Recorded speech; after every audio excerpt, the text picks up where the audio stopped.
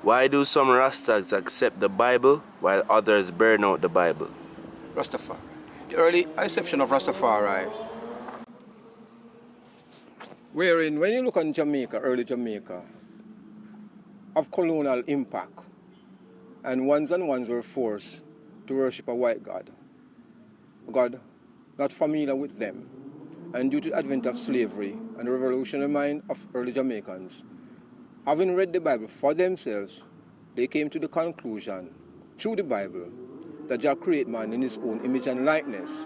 And there is no point worshipping a white God. You have to worship a God within their own likeness. So the early patriarchs and matriarchs, especially Joseph, Natalia, and Hibbert, Archibald Dunkley, Hines, and studied the Bible. Especially Hibbert studied the Bible for 20 years and 2 months. Hibbert studied for 2.5 years. They came to the conclusion that Haile Selassie, the Emperor of Ethiopia, is divine. They also read Revelations and other chapters of the Bible, and they came to the same conclusion, that the Bible is the point of reference and the foundation of Rastafari teaching. Many others also do that in the real sense of it. So when you look on reference to Rastafari, the relevance of Rastafari biblically, you'll have to look on the teachings of the ancients as revealed in Revelation and other chapters of the Bible. So therefore, when the slaves came to Jamaica, because I'm descendant of them, because my parents came here as slaves, so they came to Jamaica with their own religion, their own ways of worship, but the Bible was given to them. So those who were able to read and write, read the Bible, and discovered that something is wrong with how the biblical teachings were applied. They came to the conclusion that they need to find their own truth. In that sense, they searched and they found it. Therefore, even Haile Selassie, God and King, said, "For my part, I glory in the Bible, and Ethiopia have one of the oldest versions of the Bible." So therefore, the foundation of the faith is biblical, historical, right? There are many Rastafari, or others who are not Rastafari, link Bible with slavery, because they gave us the Bible on one hand and the sword in the other hand. And when you look on the Bible, it's been twisted in the sense that they use Bible to justify slavery, to the curse of Ham, and all kind of things like that. There are many Rastafari would say, burn the Bible, away with it. That's King James version because of version. So ones don't like versions.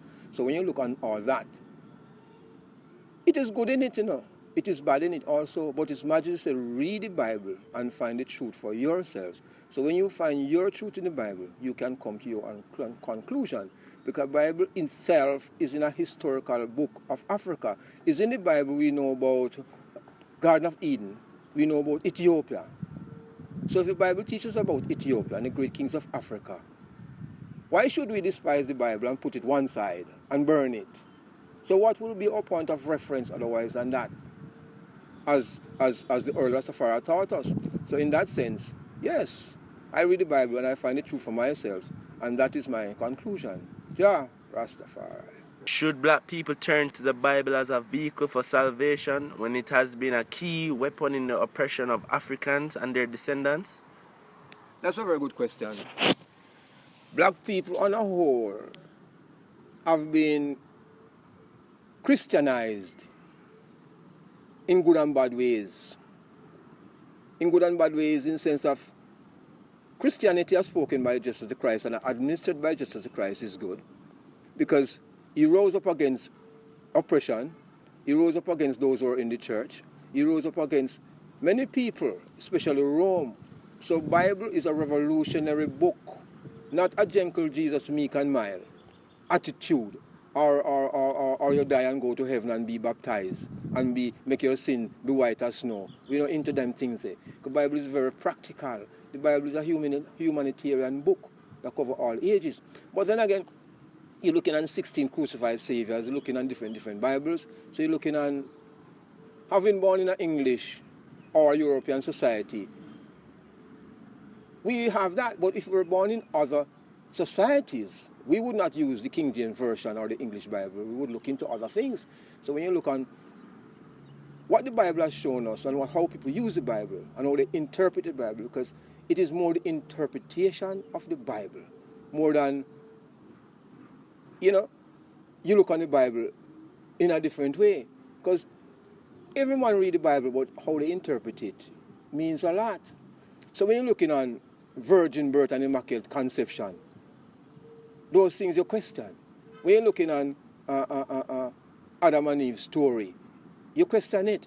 There are many things that you question. But then, when you look on then the story of Egypt, and you're looking at the pharaohs, and the ancient monuments, and the Giza Plateau, and you're looking on what is written in hieroglyphics, on the stone temples, many things you question, because they said that there was not any flood. You see, so you're looking on the what you would say, Noah and the Great Flood. You're looking at the Ark of the Covenant, which is in Ethiopia. So many things you can be a reference to a land. Many things you can be a reference to a people. But the Bible today is like, you get in a burial spot. You go into church and pretty clothes and God and the Jesus business. The SS Jesus of Rubeck, the slave ship, you're waiting until Jesus come. So we have to change. We have to look on the Bible critically and see how it is being taught to us, and know that we're not going to wait here until Jesus come. And there's no gentle Jesus, meek and mild. We're looking at the conquering line of the tribe of Judah, which is still in the Bible. The divine personality of Haile Selassie. You're looking at the God in flesh, the God in man. You're looking at what the Bible has taught us that we would like to share. So the Bible in itself, you know, is a book, but the Bible is a war book also, because the Bible of weaponry. When you look on angels, angels have wings and angels always have a sword. And when you're looking on the war in heaven, where Lucifer was cast down to torment earth, you wonder why Lucifer was here. Why he didn't go somewhere else. When you're looking on Enoch, you know, Enoch went to the seven heavens. So there are many, many things which is not written in the Bible. When you're looking at the Nicene Council, how that was changed with Pope Constantine, many, many things we need to look on, not on the surface, not like how the minister teach you in church. You need to have secular knowledge and balance yourself. But the Bible is a practical book, I agree. But it's how you apply the teachings of the Bible. That is very important. Give thanks. Rastafari. Okay. Now to follow up, I also want to ask, who influenced you to the most to become vegan or just to eat raw food? Who influenced you the most? Give thanks. Early Rastafari teaching, what we learn. In the first place, Rastafari were living on the fringes of society, and they had to find their own food. They have to eat raw, eat sun-ripe foods, things which is ripe by the sun. No cooked food, because Rastafari were discarded on the fringes of society. When we look on food, in the real sense of food, and the benefits of food, and you look on eating flesh, and what you're supposed to eat and what you're not supposed to eat, to maintain a healthy living, which is more important, is to eat healthy things. Things which are not being contaminated, things which are pure, things which are of the earth. Because even by the Bible told you what is good for meat, the herbs of the field. For meat, it didn't tell you of the cow, and although they tell you what have cloven foot and what you don't eat, and the birds and the scavengers and the junk and those things, you don't eat them. But that's flesh. But flesh have corruption. So why should you eat something which gonna decay and ferment in the stomach and be poisoned? What would, when you look at mad cow disease and you're grinding up animals to make animal feed and all kind of things, and you're looking at chicken, you know, without feathers, and chicken without wings and all those things scary. So for this survival, it is good to go vegetarian. Not even vegetarian, to go ital. Because ital living, what we knew and grew up in, is now vegetarian and vegan. So you look at what the Rastafari have taught the world, it's ital, not vegetarian, not vegan. Ital is natural food. You know, the herbs and the spice and the medicines, which is also food. So raw food is good also because you can use a blender, you can set it, you don't have to use fire, which you get the 100% of it. So the beauty about the levity and the food is how long you want to live. How can you replace the cells in the body? How can you replenish yourself, your nutrition? Because many of us doesn't know anything about biology, don't know anything about how organs work. So we cram all kind of food, end up with stomach ache and belly ache and end up with constipation because of meat. Normally, when you kill an animal, the animal goes into stress and trauma. So all that energy and bad blood, you're going to eat also, going to be part of you. It's always good that when you cut a plant, you bless the plant and ask, like even a color, you ask permission to cut part of it, you don't destroy it, because everything have life. So you want to say you're taking a life of the greens, same way, but it's different because greens is for you, and the herbs and the nuts and the nutrition, see?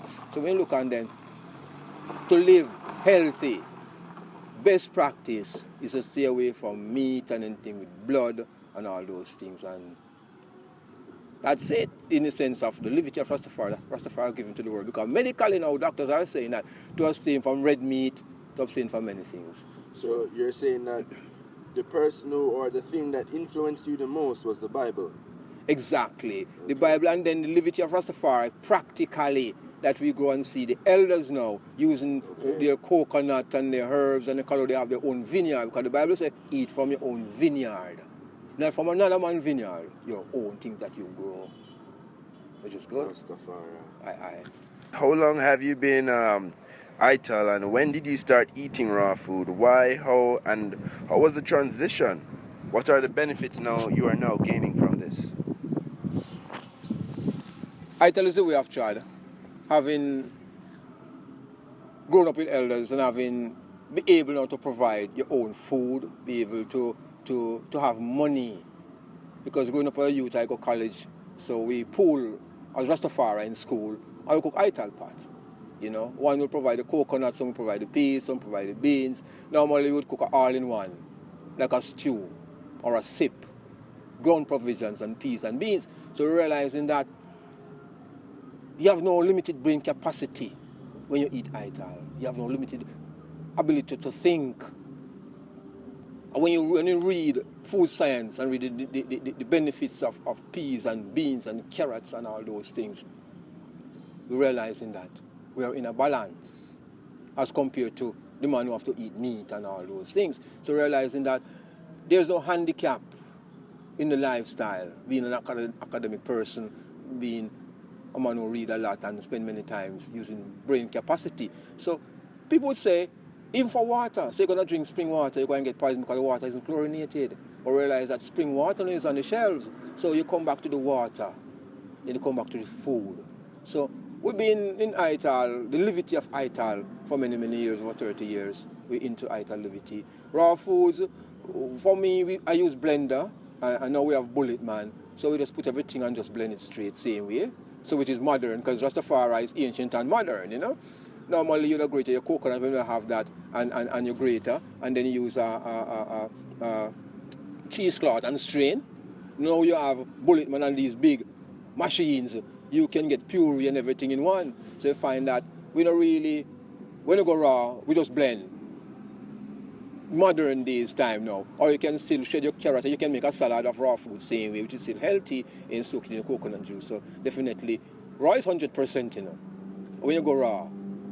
Because when you go fire destroy it. So normally you don't really go fire, you don't stir fry if you're doing anything like that. But raw is 100%, so you want full nutrients from whatever you eat. So raw is always recommended. If your stomach can take raw, because every man who is going from meat diet, you have to go through a transition within himself. So your body can accept the new food. Chances are you have to do a body cleanse, you know, you purify yourself from your old food. You might take bitters, normally you want to take bitters, some aloe vera, some cerasee, drink some bitter wood, so him system get purged out of those contaminated food. Then we introduce these new food to himself so his body can accept and his mind can accept. Especially like say, man don't use salt. So if you go into ital food, there's no salt added. Someone say, oh, okay, the food tastes fresh. But the food is have a natural taste.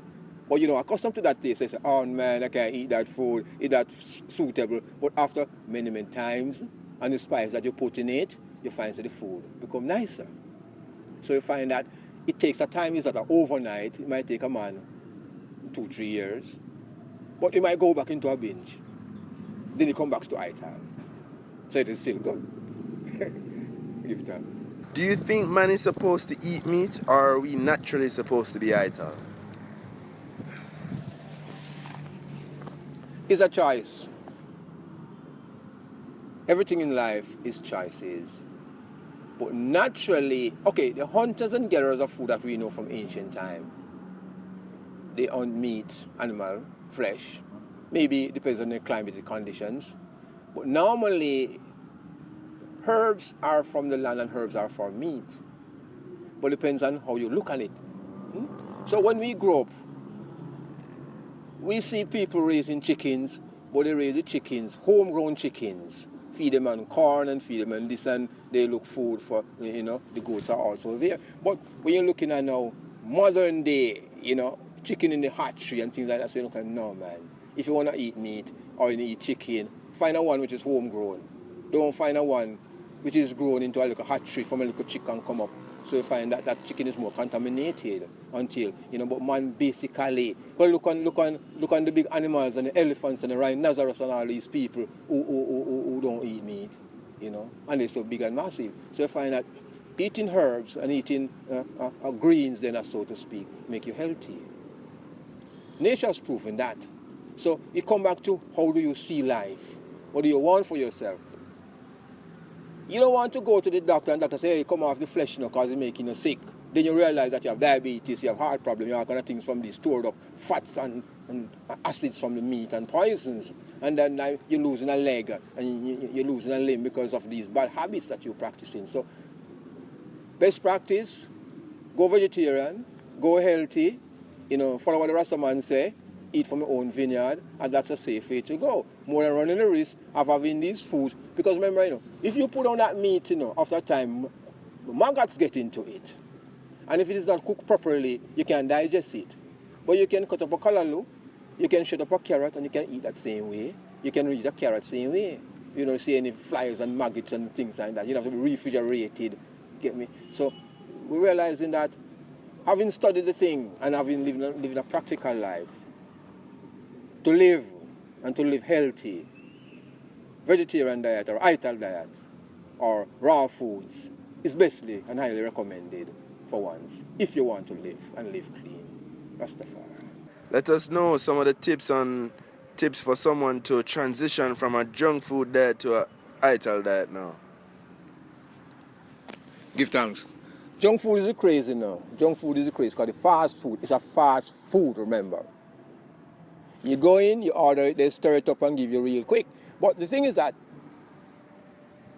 if you don't eat it hot in the store, it have bacteria in it over time. So the same thing, everything have side effects. Maybe if you're on the go and maybe you can cook, maybe you cannot make a juice, you cannot make a salad, you go that route. But eventually, you're going to get obese, you're going to get sick, you're going to get fat. But what happened to the thing now? The junk food have spices, and you're normally not eating the food itself, you're eating the taste and the flavors and the spices, and finger licking this and finger licking that, and they show you how it is nice and it is colored and it's pretty looking. But sometimes you cut it inside is raw.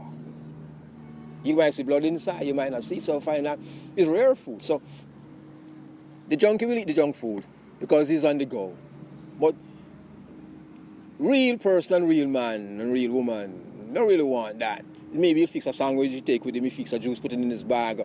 He will see these places, but he just leave them.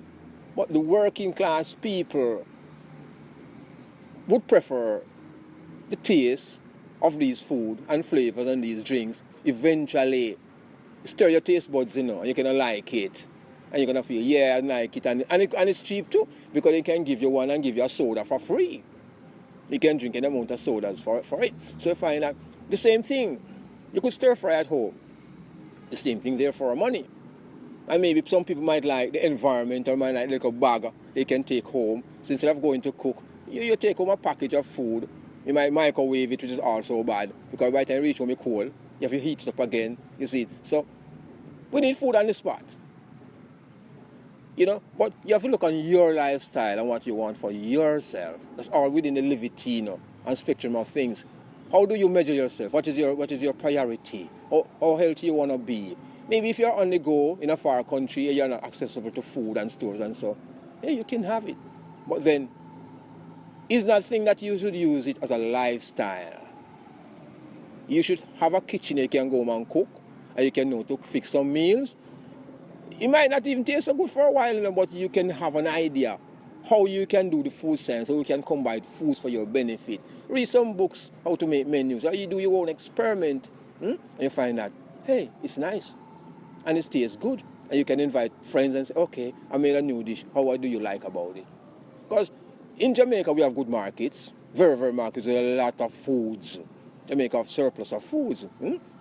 So you can easily go to the market and buy the carrots and the beans and the turnips and the okras and the potatoes and the yams and fix a little dish. The same money you can spend in the market, and you spend more money in a junk food place for less quality food. Or you could easily buy some things in the market and you get a nice dish. But then it depends on what you want to do for yourself. If you're in a hurry or you like the taste, you know, then necessarily you have to indulge in it, you know. So if you like that taste and that flavor. Because people have to make money, people have to do business, but people have choices. So let your choice not to be a junk food or be a person who move into that direction, but to seek alternative food which is more healthy that you can prepare with your own fire and your pots and your own stove and something like that. So the benefits of it will be highly rewarding if you go that route. Rastafari. Why do we as black consume so much material things? And what can be done to change that and become more industrial? Give thanks. Man in itself is material driven because it is a material world. And wherever you look, you see cars, you see houses, you see phones. Time was reaching life that people don't want to live in hills anymore. They want to drive. Although you can live in hills, you know, but you'll have to have a ride. You'll have to have a farm. You need things. So the material world is a world that is now. So we are living in now time. But that doesn't say you have to worship the material. You just take enough that you know your daily use. To fulfill your daily needs then. So you don't want to have 3-4 cars, but you only drive one. You know? You don't want to have this X amount of clothes store. Some of them you just buy because you have the buying power to buy. Why don't people don't have none? You don't worship material. It's when you worship material, it's become a problem to you. So use material for its purpose. Because anywhere you go, you see it around you. If you listen radio, if you have turn on a TV, you see people advertising this, advertising that. You look in the books, textbooks, wherever you go, it's visible there. But if you are being captivated by material, you're going to lose your soul. You're going to lose everything around you because you can't see nothing else. You're going to see, oh, you want a new this and you want a new that, and there's a big sale and you want to buy and you want to buy. So you become a consumer addict. Every new thing you want, just to have it. Because you have the money to buy it. So you're looking at material is there for its own purpose, but don't be more agitated. Say you must have this and you must have that and you must have that. Yeah, because the merchants are there to create more material, more blinks, more colors, more advertisement to attract your eye, because that's how they make their profit. But when you're looking at what are these merchants giving back now after they make all these vast profits? If they are giving back something to society, you can say yes. You spend with them, you're getting back something. But they create more products to encourage you to buy more products. Just because they're looking nice, they're looking attractive. Man want to look good, man want to look good, man want things in the house that are beautiful and nice, I agree. But don't run it extraordinary. Know that this is just for daily use. Because at the end of the day, it's from the earth. Earth, everything comes from. All minerals come from earth. All materials come from earth. Everything you look on above the earth comes from below the earth. So it's going to go back. Because no matter how the car is pretty, it's going to crash. It's going to rot down. The building going to deteriorate. Fish go eat it, termites going to eat it down, and go back to dust. So I focus on material, focus on yourself, focus on health, focus on spirituality, focus on how you go through this time dimension to the next level. The material is just there for your survival, but not to worship. Aye. What can be done to change our culture so we start reading more? And also, if you could explain the importance of reading in your life. Give thanks. Reading is very crucial. Very, very, very crucial. Because when you look around the world, it's numbers and letters and signs, and you can't be in this world and you don't know letters and signs and directions, eh? Because every nation has its own language. Maybe we're born in an English society, we know English, we cannot read Japanese, we cannot read Spanish, we cannot read Egyptian. But we are able to read the language of our native land. And by reading you gain knowledge. Reading take you out of the ignorancy and the possibilities and the guess. So the thing is that it is said, if you want to hide something from the black man, you put it in a book. Because him don't want to read nothing, him just think and everything is in his head. I think about this and I think about that, but we are the facts. It's only when you read. Not read from one source, read from many sources. Because each writer writes from their points of view. So when you read the different sources now, you can say, okay, I can conclude that. And even when you have thoughts in your head, you need to write it. So it is not reading, it's reading and writing. It goes both hand in hand, because some man can talk, but him can't write down what him say. He don't have no idea how to put the letters together. But he talk with the highest intelligence. I'm saying, write that for me. He can't write it. And when you write it, you have to read it back to him because he can't read it. But his mind is so he didn't go to school, but he learned things on the street. But then for himself now, for his own benefit, he could practice on his own and learn to put his thoughts in writing. Because when you read now, you know the history of the world. You know about science and technology and knowledge, and people can't fool you anymore.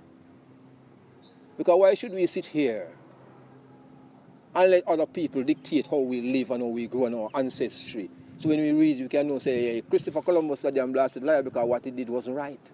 And we were here a long time before, and we were brought in a status on slave ship. And Haile Selassie come tell us. So if he couldn't read, how would we know the teaching of His Majesty? How would we know the divinity of His Majesty? Or what proof could we have if he could not make biblical references and other references? What we realize is that once he burn book and burn the Bible because it is not education. Ecological repatriation. Give thanks. We view repatriation in many lights. Even before Rastafari, there were repatriation talk. Because you're looking on from 1915, the British West Indian Regiment of black soldiers, seeing? The army representative went to war, World War, and they represent England, different wars on the battlefront. When they came back, the situation and condition was so terrible. They could not be employed, they could not find housing, they could not find no comfort in early Jamaica. That time. I think it's earlier than the 19th century. Earlier. So you're looking at World War I, so it could be earlier than that time, see? No. They cried out for repatriation to Africa, the motherland, where they could be treated more equally as a human being. The British colonial government, many letters were sent to them, and they refused to repatriate the same soldiers who fought for the British crown, fought so valiantly with their own heart and soul. And when they take off the army uniform and become civilians, they could not fit in the society. So you're looking on a cry from the earliest time of World War, wherein West Indian soldiers, Jamaican soldiers went into war for the British government and crown. Now Rastafari in this modern time, it's like a bloodline, a DNA that's transferred due to ages and time, and people say, it come up naturally, because the colonial masters in that time were not nice.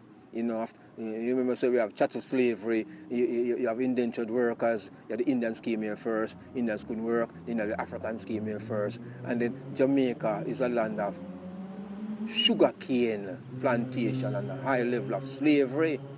So you have these people working for the plantation, and for the plantation what? And live in squalor. And when you go back into the Bible, each man should be treated equally, and with equal rights and justice. So how does that match when so many people are enslaved and they come to know better that each man is equal in the eyes of God? That is being taught to them. So the old cry was, send us back to Africa. Either you deport us, for one, put us on a plane, or just send us back wherein we could live. It wasn't done.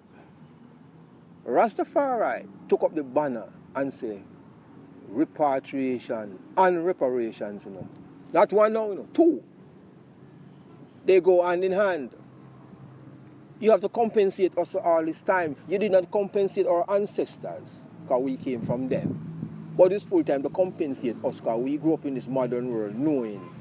Because we don't grow up in slave plantation in the sense of cane fields and banana fields, you know. We grew up at a different level. But when we look at the society, we still demand the justice and the equality and the equal rights of everybody. But the Rasta would have say, in true sense of it, he's waiting for that. And he will not, the general thing about Rasta, you know, if you look on it, you know, the repatriation that he sees is that the British government and all those slave masters should send him home. It was an urgency that he said he will not even plant a banana tree or a coconut tree or a breadfruit tree, because he will not leave nothing in Jamaica for anyone to inherit. So by the time you go plant a coconut tree for the coconut tree to grow or to be a coconut, it will not be here. They so discussed it with colonial Jamaica. And the cry is global. And it's not for Jamaica alone, because the Jews were compensated the same way. So why not us? When you look at chattel slavery and what it brings about, and you beat a man out of his language, you beat him to sickness, you know, you rape him and bring a different level of people, we call mulattoes, different generation of people, you know, see. And you look at what is happening to the Africans and the black people in the Caribbean. The demand for repatriation and reparations is still on the books. But these governments don't figure that they should honor it, and these puppet governments in countries don't figure that they should put it on their agenda. Although you can see in different circles there's an appeal. So what we learned when the paper was sent into England, this present queen said no. She was nobody nothing, because in her ancestors' time slavery was legal. And in her time, it is not legal, so she have nothing to pay. Or when you look on Britain and what they have acquired from this slave fortune, yeah, they should pay. For those who desire to repatriate, let them go. But what we have seen in Rastafari, there's something not strange, but you look on it very curiously.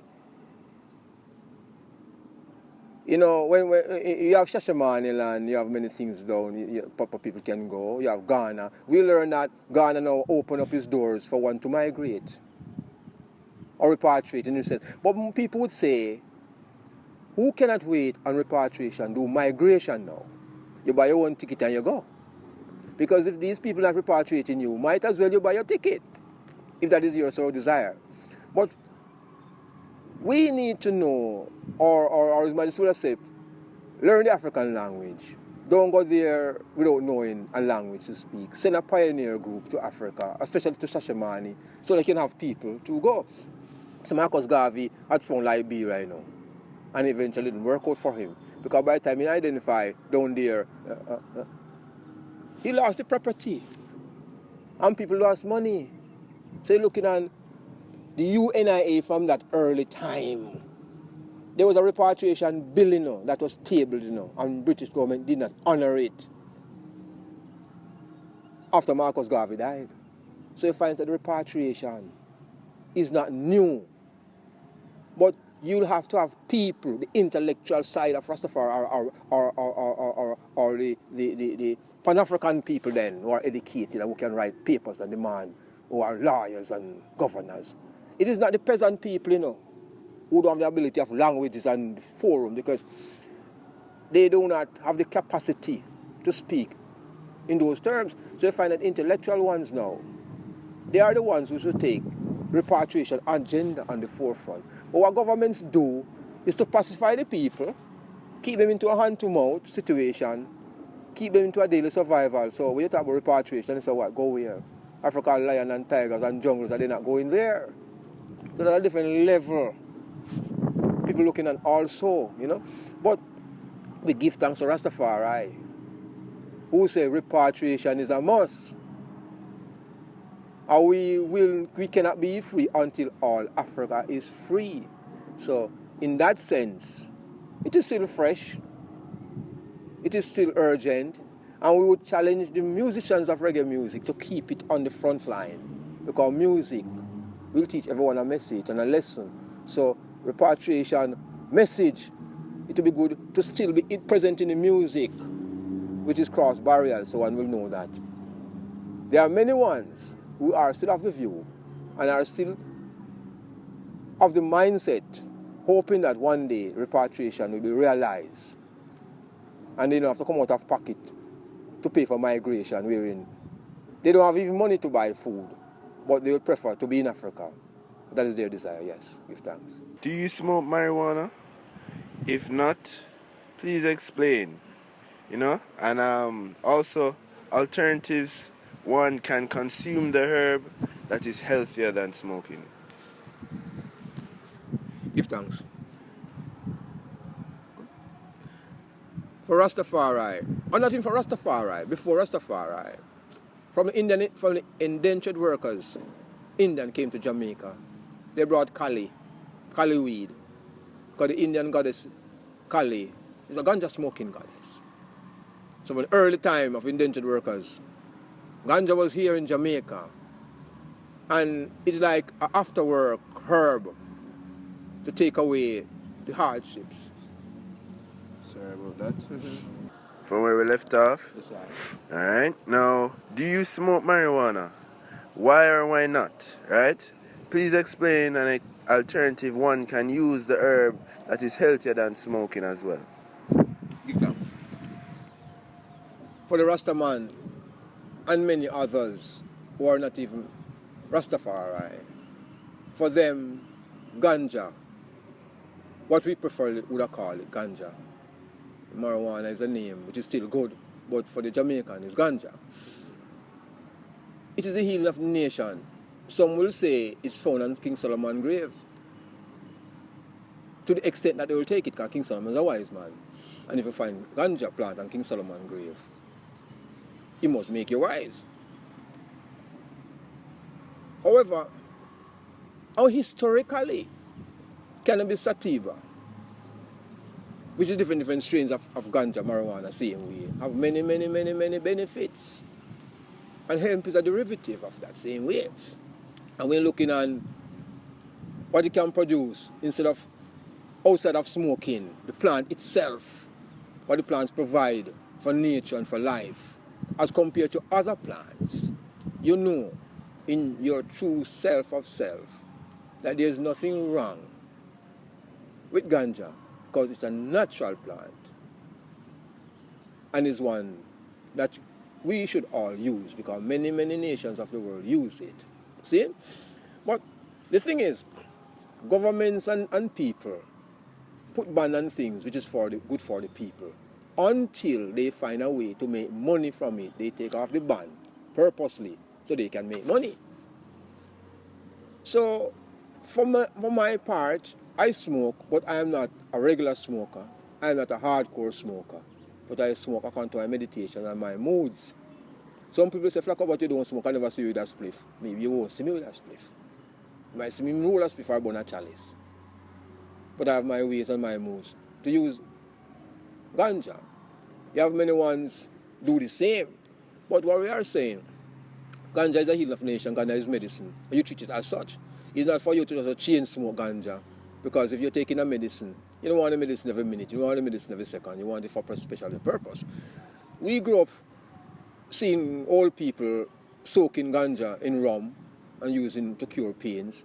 We grew up and see people using Ganja for tea and tinctures, right? So we find that the herb itself have multi-purpose usage. And scientifically, now what you can read and how the scientists extract the different benefits or qualities of the plant, you realize that it's so enormous as compared to other plants. So why should you persecute me for a plant which is naturally grown in a special environment? What we also notice, you have to be careful of what you smoke, how you smoke, and when you smoke, because many people use different fertilizers for herb. They mix it with different things. But for the Rasta man, he smoke ital herb. You smoke in a chalice. The chalice have to be blessed. Chalice have to be smoked in a circle. And you cannot leave the chalice, you cannot leave the circle until all the ganja is being burned. But when you see people have them personal chalice and people building a spliff and that sort of a thing. But you find that many non-Rastafari are greater consumers of ganja than Rastafari themselves.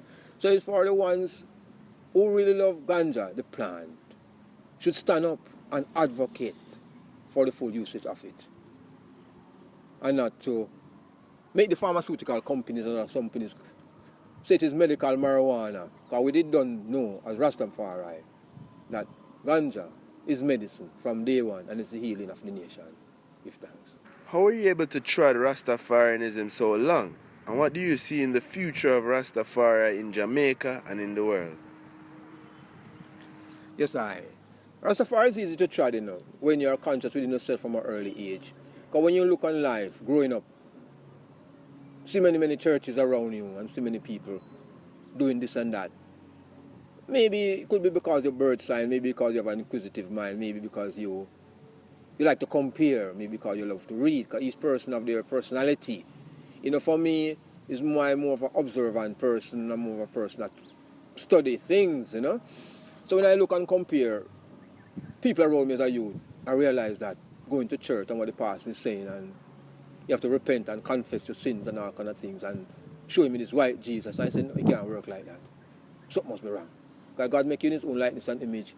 So why you have to give me this white God now? So who am I? Or what's my personality? So you're looking at all those things. So you go into an internal search now, and you read Marcus Garvey, and you realize that you read the Bible too, and you read many books. And you have your groups now. We as you we discuss a lot of things, growing up. Read and exhaust things and discuss. We have our own discussion forums, and each man put up his idea, and we come to the conclusion. African consciousness conclusion. So within every book there is knowledge, and within yourself. If it is not in you, it cannot come out. So you have to know what do you want in life. So when you look and say, hey, what's your purpose here? What you're doing? What impact you want to make? You see that many things you're not within the status quo. So many things you start to reject. You start to purge yourself and say, yeah, Rastafari have provided a way of life. And when you read the teaching of Haile Selassie, Jah and King, you know that the only perfect man, the man that can show your life how to live. When you come to politics, when you come to governance, when you come to religion. Because religion is personal and the state is for all. And you have to match both. Because it's a balance, You cannot be extremely religious and be a fanatic. Because unless a man, food, clothes and shelter is not there or guaranteed, he cannot worship Jah, he cannot say religion, he can't say nothing, because he's more hungry. Hungry man can't praise Jah, Hungry man can't praise God. Because there's something in the back of his mind. So you have to look at the balance now between material and spiritual and divinity and humanity. See? So when you look and say, it is from that day one, you see yourself, that early day. So you look and say, early days we study things and we reject a lot of things. And we realize that it is not we alone say so, the ancients say so. But when you look at how government suppress your views, like you are not able to think for yourself, you cannot choose. You must accept what they give you. Each one made up of a mind of their own. Each person can think for themselves. So we think as youths coming up, and we have come to the conclusion that God is black. And we learn that the earliest fossils you can find come out of Africa, and Africa repopulate the world, and what Africa has given to the world make us proud. And the Europeans come and enslave Africa and bring us here, and slave ship, and force religion on us, force it, beat us and chain us and shackle us and rape the woman them and bring a different generation. So why should we still accept what they have to say? So we are Rastafari for life. That's our liberty. We think Rastafari and we live Rastafari.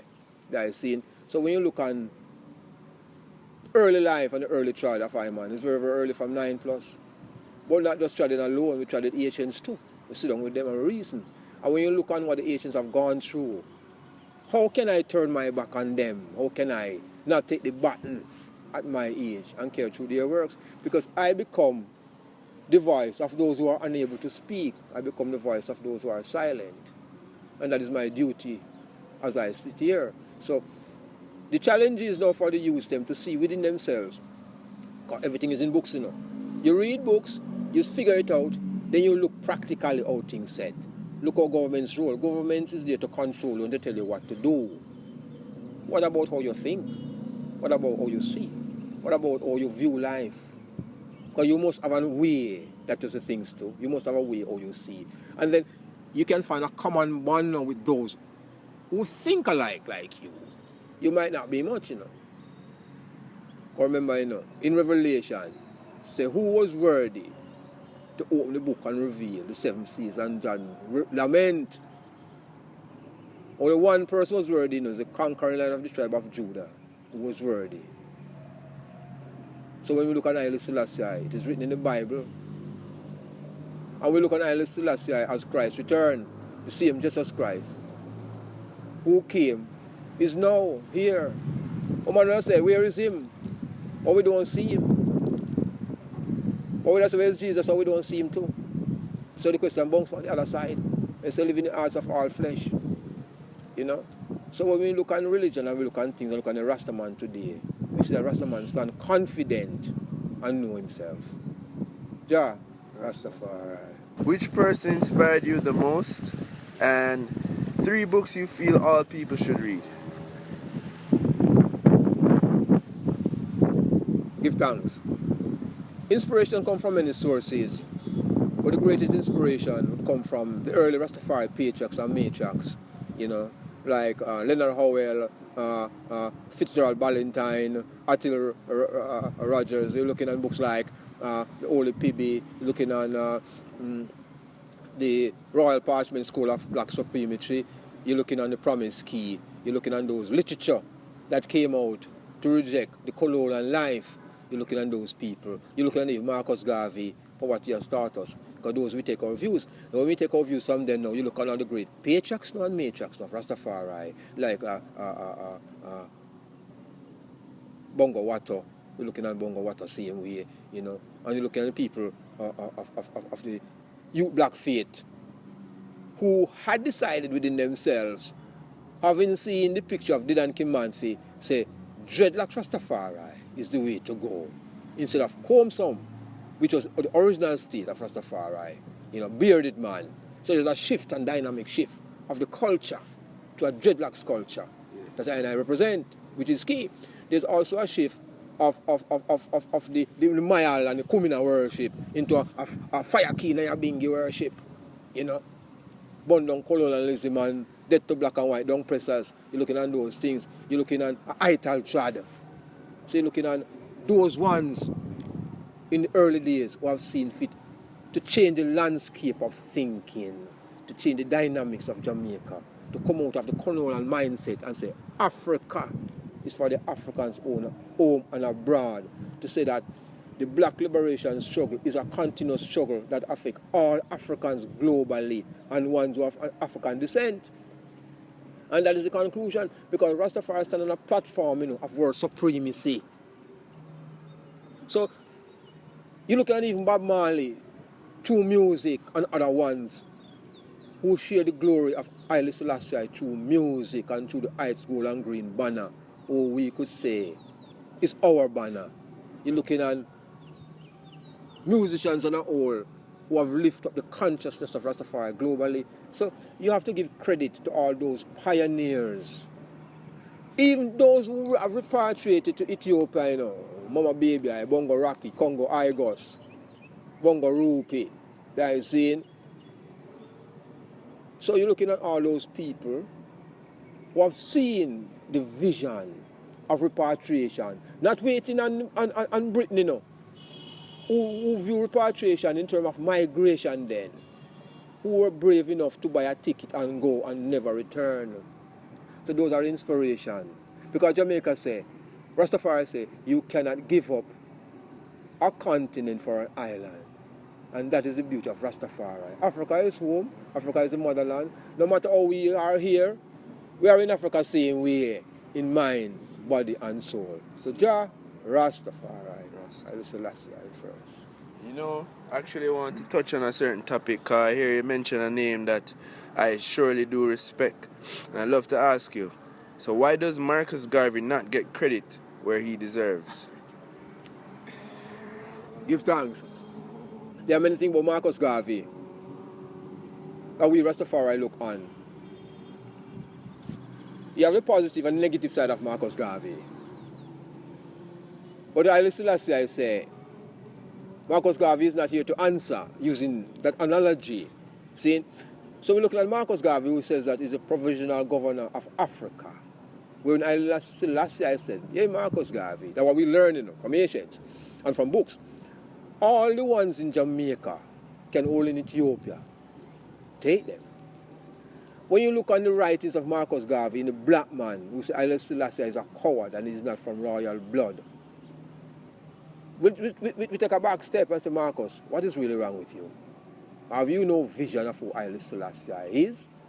When we look on Leonard Percival Howell, who want to go on Marcus Garvey platform to show a picture that he was shown for 1 shilling of Haile Selassie, Marcus Garvey said, no, Howell, they know both of them know each other from Harlem. And when Marcus Garvey was in Jamaica, Howell was also in Jamaica. Leonard Howell wanted to go on Garvey's platform to announce Haile Selassie. Marcus Garvey said, no, Howell, no.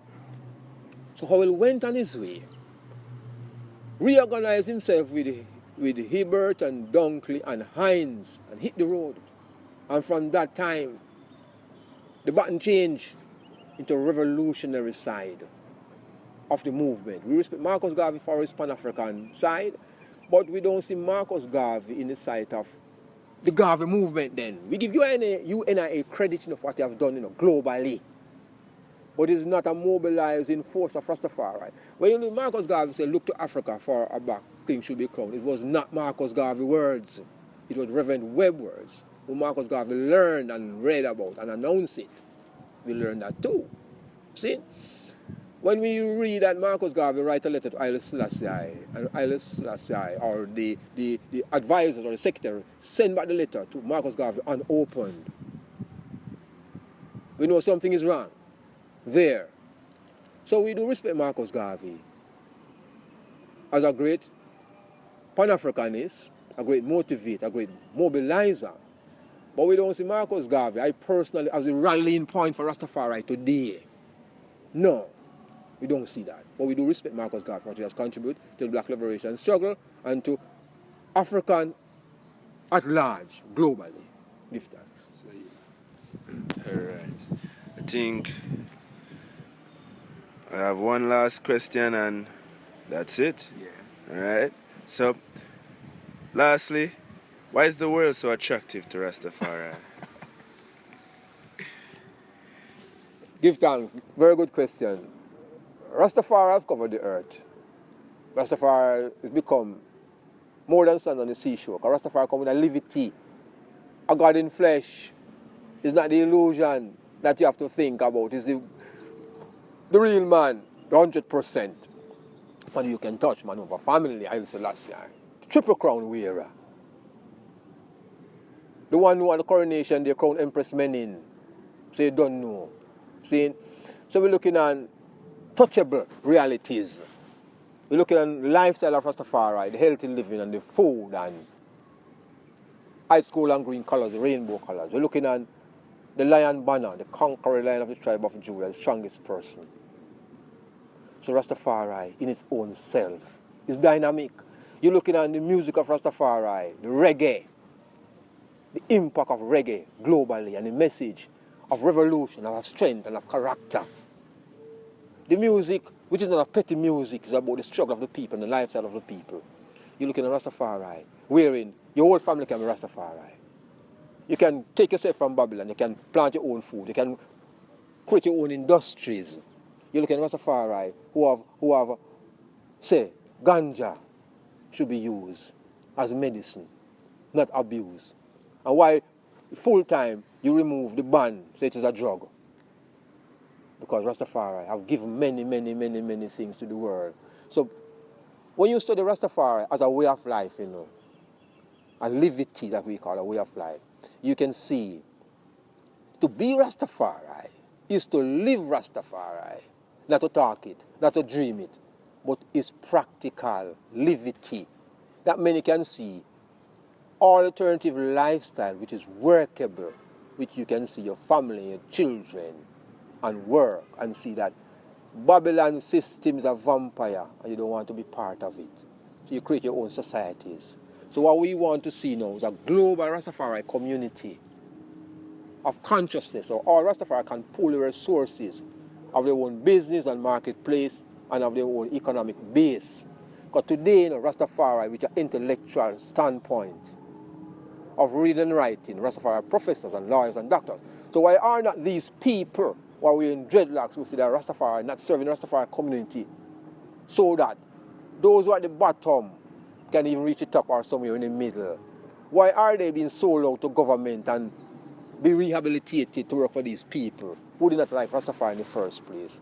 So we realize that the challenges for those who say Rastafari, to live Rastafari to the fullness and to know the divinity of Haile Selassie and to follow his teachings once and for all. Ja, Rastafari. Yes, sir. Alright, so is there anything else you'd like to let our viewers know? Rastafari in its true self is the heights of liberty that we see. And I would say to all Rastafari, my friends, and globally where I travel to Italy and Spain and Europe and so to speak and various parts of America, to know that Jamaica is still strong. The ancients are still here. The ancients, now I've become an ancient for myself, and there are many ancients around me who need sustenance and need some welfare care, you know. So we're looking at Rastafari to looking and pooling more resources so that those who have laid the way and set the foundation can live a more decent life. Not just to chant a Bingi, not just to eat the ital, not just to rise the lion banner, but to follow the Rastafari creed. Ancient protected, infants take care of, naked clothes and the sick nourished. That is the global Rastafari creed. And it's for all I and I. Not to be like church and men and people, to be religious fanatics, but to live a practical life and know that faith and works goes hand in hand. And without that, we will not be able to survive in this. Because Haile Selassie said the Armageddon has passed. And Haile Selassie came to Jamaica and said the Ethiopians and the Jamaicans are blood brothers. So we know that the gate is open and there is no looking for no redemption is set and Rastafari clear. And we are there now, living, knowing that Haile Selassie have already taken us as his own. And it's for us to live now the true and respectable life in the sight of Jah, Rastafari and Empress Menen. Jah be praised itinerally. Yes, I.